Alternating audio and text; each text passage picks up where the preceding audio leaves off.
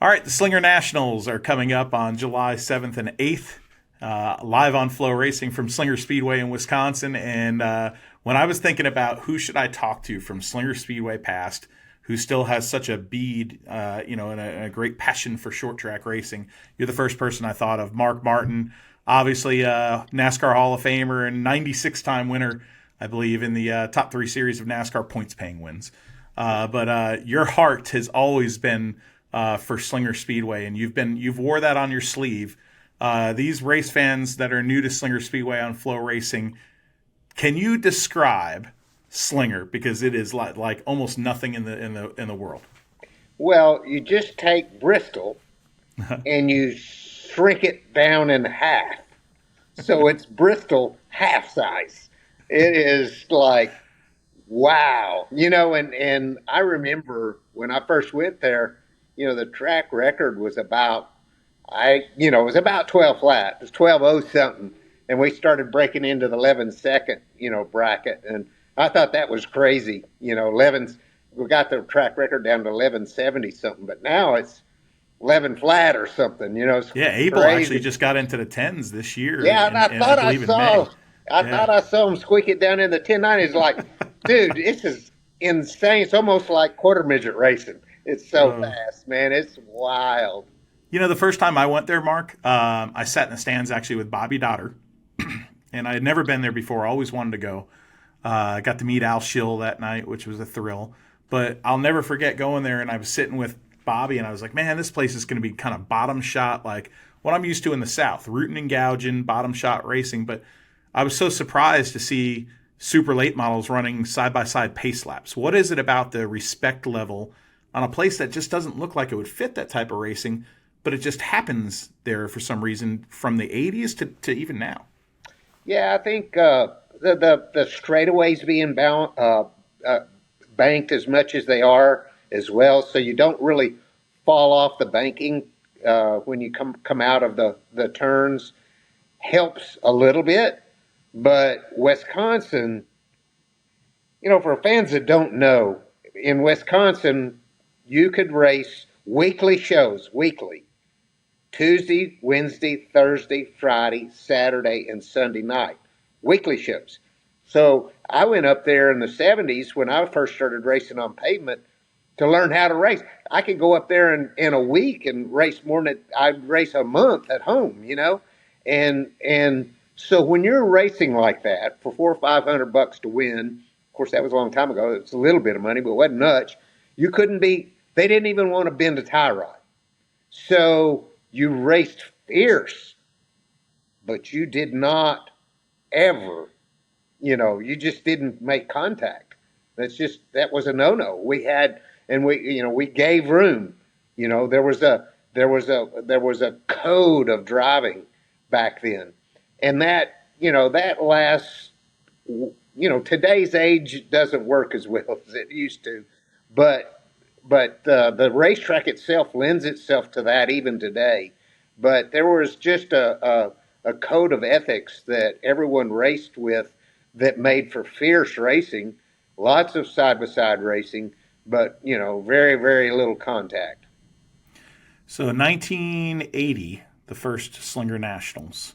Some 21-year-old, punk kid comes in there, from Arkansas, and he's cutting his teeth in super late models and late model racing. And you're going against, that year. I mean, Larry Degens won, of course, and Dick Trickle. Sandwiched in there is a win by Mark Martin. What do you remember about your first and the first Slinger Nationals? I don't remember a lot about 1980. Is to some degree a blur. Um, it's funny. I can remember what setup I ran everywhere, but I don't remember. I don't remember. What setup I used there in 1980 for sure. I was probably still on pair of 500s in the front. But I don't remember a whole lot about it other than I loved the racetrack. Running an 11-second bracket was like wild because I'd been to of course, we'd been to Anderson when we won I think we won the 400 there in '78 at Anderson. But that was a 1260 racetrack. I think set the track record, at 1260. So it's almost a second faster at Slinger. So just racing with not only the guys you mentioned, but you had Mike Miller and Tom Refner. Tom Refner is one of the greatest ever, and all these just superstars. I mean, just Wisconsin racing. Well, I'll say once again, so you could race 6 nights a week on regular shows, not to count the specials that they would have, and the fans there were incredible. And you know yourself because you were there in 1980, but the fans were, it was just like nowhere else that I had ever been in racing. And really, that's why my heart is in the Wisconsin so much, is because the Wisconsin fans. And I lived up there. I raced my '84 season out of Beaver Dam, '85 and '86 out of Milwaukee area there, and then '79, '80, and '81 I was in North Liberty, Indiana. So I was right there, just south of there, just south of Chicago. So I spent a lot of time, and that's where my foundation was built. Was the foundation that I put my NASCAR career on was built in Wisconsin and shaped by Wisconsin racers and Wisconsin fans. So you don't remember much about the first one, but I know darn well. I know darn well '84 when you win the Nationals. And a lot of people don't realize this, but the first 20 years of the Nationals were 3 to 4 races. It was a series, June, and then they would wrap up with a big race in July, obviously. Now it's a single race, one race deal. But those first 20 years were a series. '84, your career had ups and downs at that point. Your life had ups and downs in that point. 1984, what do you remember about '84? Because it's a crux moment, really, in your career. Yeah, that was I was rebuilding my career after the flame out in NASCAR and losing everything. So in '84, I moved back to Beaver Dam. There was Bob Tom racing there. The rivals had a Frings car, Dennis Frings car, and were willing to let me come and bring one guy with me. So I brought one employee. So we had a lot of volunteer help at night, but I had one guy with me, and we started our career all over again. We took that Frings car and we put a 5-star bad to the bone Thunderbird body on it, and Ron Neal built us some Ford engines, which nobody ran Ford. If you ran a Ford body on your car, you still ran a Chevy engine back then. And we did the Ford engine and started building our career back. And that car was a badass race car. And we won a number of races with that thing, Art Go races and the Nationals. And I remember cooking on the outside. They invert 12. So I started, either 11th or 12th and made all the passes on the outside. Just that thing was strolling. And I remember that setup. That car, we had a pair of 450s in it, a pair of 175s. But that was really special. It was so good to be back on my feet because honestly, it was hard for me to win a late model race in '84 because I'd been gone since '81, and things had changed. Yeah. So I hadn't been, I didn't have my finger on the pulse of the latest and greatest stuff. And so, of course, nobody really wanted to help you. So, so it was really cool to do that. And then we went back to Slinger. Slinger had an ASA race, a 300 lapper. And we went back to that. And that was my first ASA win, since '81, was there for that race. And a cool story about that one is I wasn't going to win it. And I was probably going to run second or third. And late in the race, I somehow or another kind of tangled with a lap car, and I spun down to the infield. Actually, even bumped a wrecker or something down there, but it didn't hurt anything.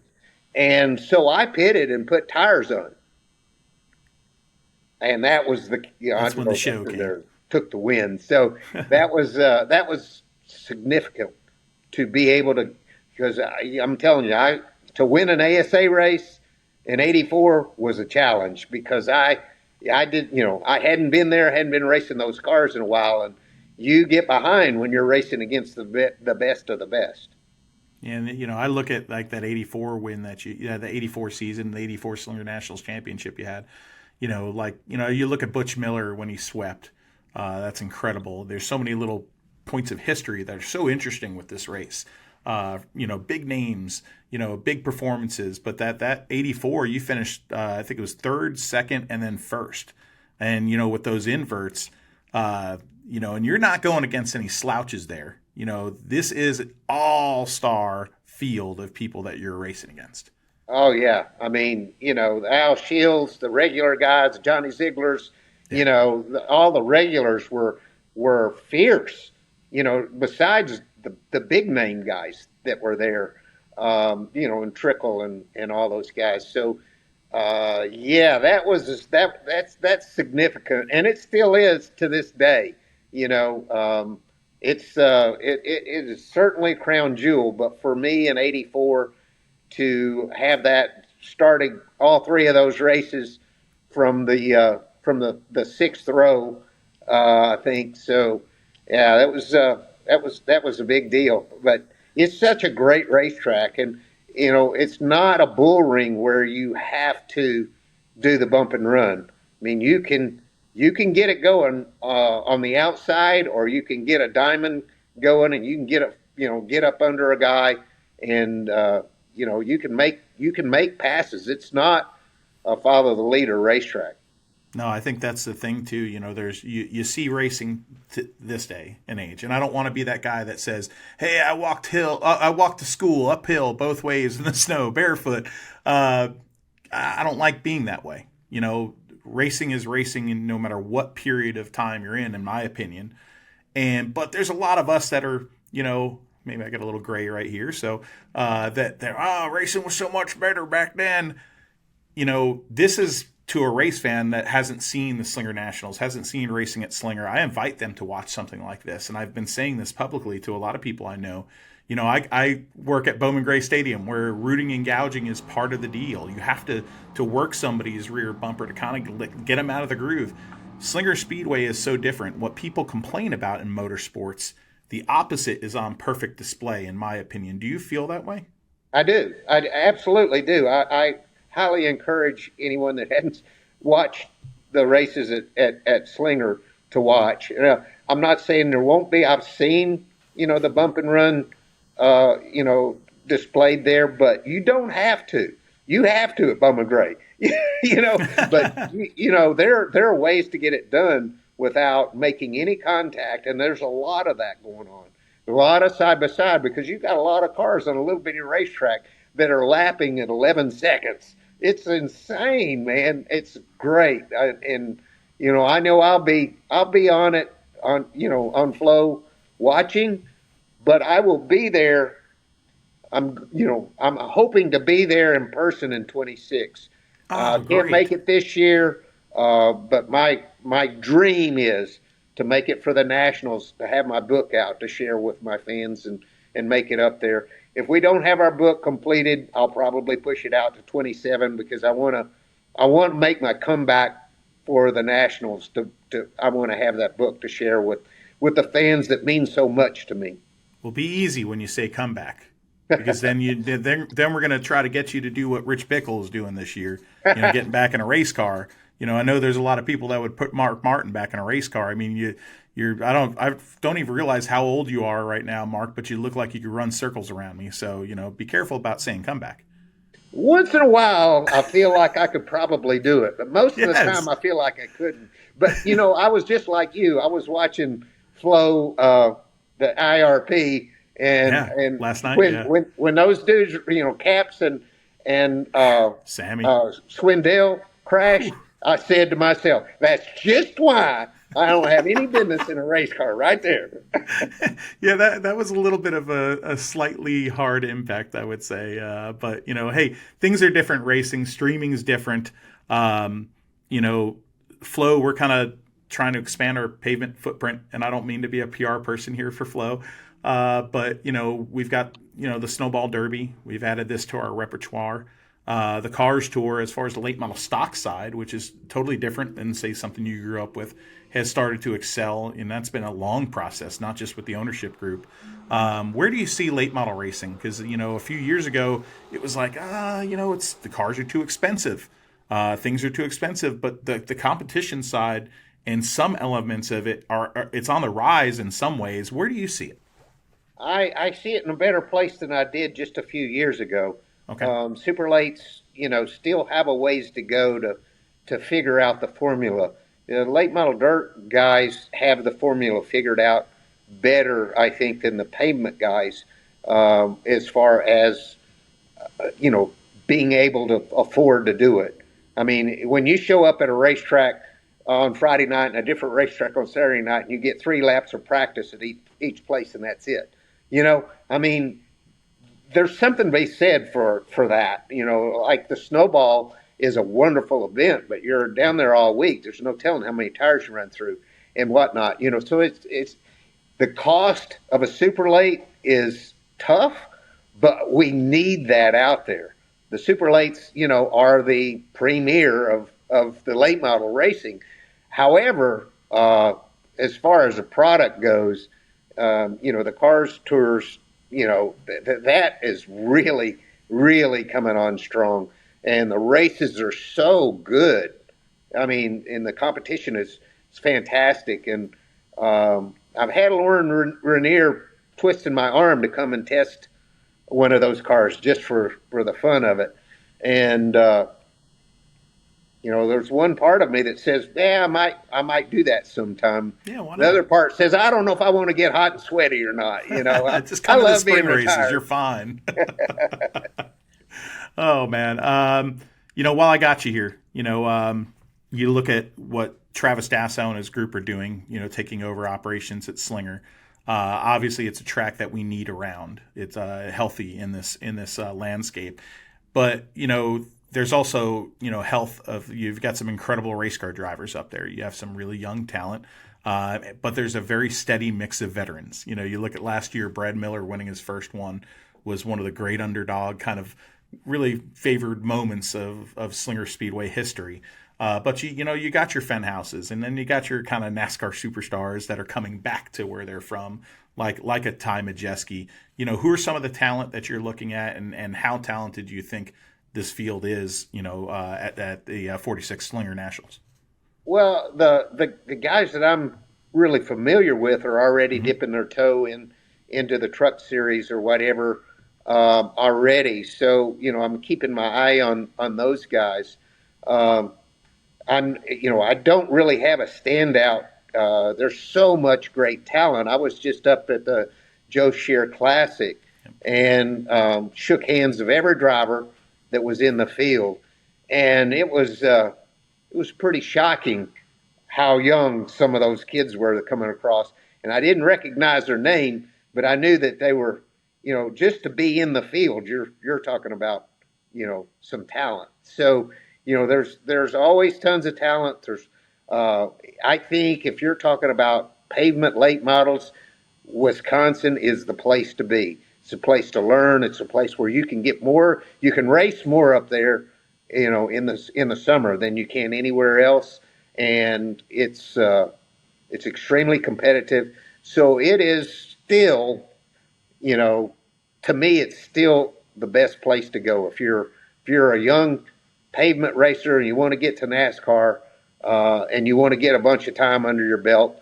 You got to head up to Wisconsin, uh, hit Slinger on Sunday nights and all the Tuesday night shows and it is some of those racetracks are closing down up there, and you're losing Yep. some of that.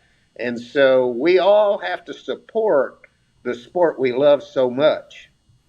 Well, thanks for doing that. You're not just doing things with NASCAR, because you're a NASCAR Hall of Famer. Everybody labels your career, to those immense highlights. But I even see your shirt there, Stapleton 42, an underdog guy in the YouTube world, who's a friend of mine.